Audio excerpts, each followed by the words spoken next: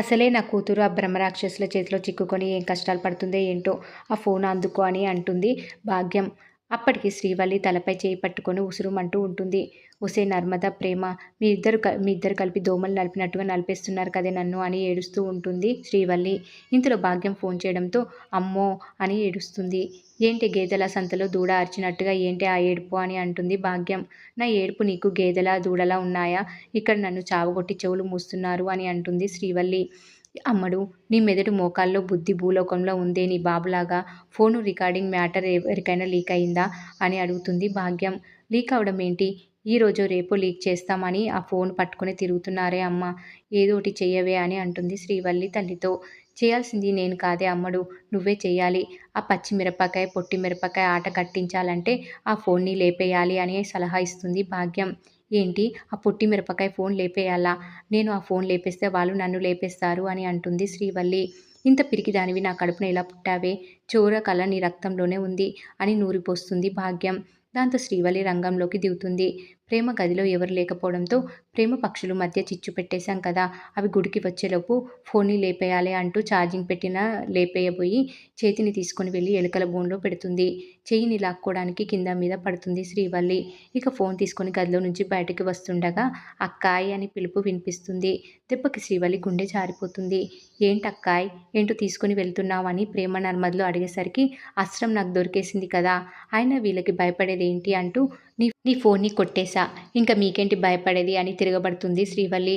అయ్యయ్యో, ఫోన్ నీకు దొరికిపోయిందా? నా ఫోన్ నాకు ఇచ్చేయవా అని అంటూ తెగ నటించేస్తూ ఉంటుంది ప్రేమ. అబ్బా, అంత ఈజీగా ఇస్తానా? నన్ను ఎంత ఏడిపించారే, ఏం చేస్తానో చూడు అంటూ ఫోన్ని వాటర్లో పడేస్తుంది శ్రీవల్లి. గంగార్పణం అంటూ జబ్బలు గుద్దేసుకుంటూ ఉంటుంది శ్రీవల్లి.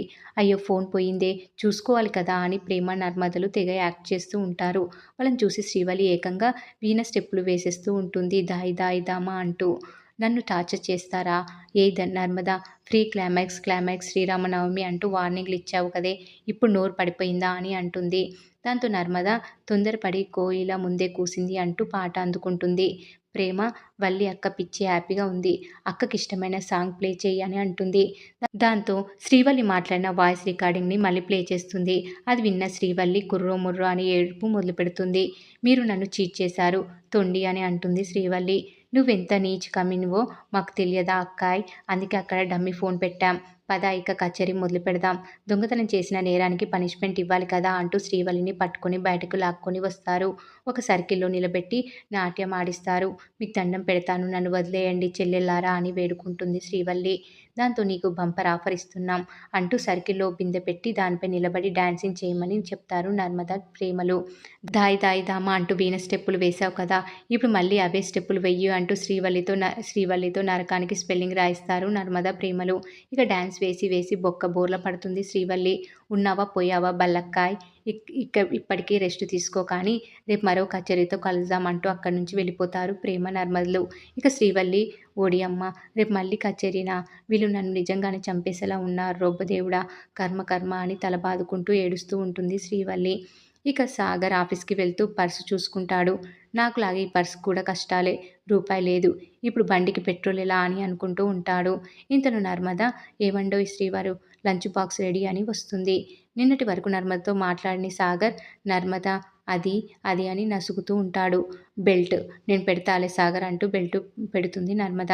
ఇంకేమైనా కావాలని నర్మద అడుగుతుంది, కానీ డబ్బుల గురించి మాత్రం ప్రస్తావించడు. దాంతో పర్స్ అని సాగర్ అనడంతో పర్సు తీసి చూసిన నర్మదకి విషయం అర్థమవుతుంది. మరి ఏం జరగబోతుంది అనేది రాబోయే ఎపిసోడ్లో తెలుసుకుందాం.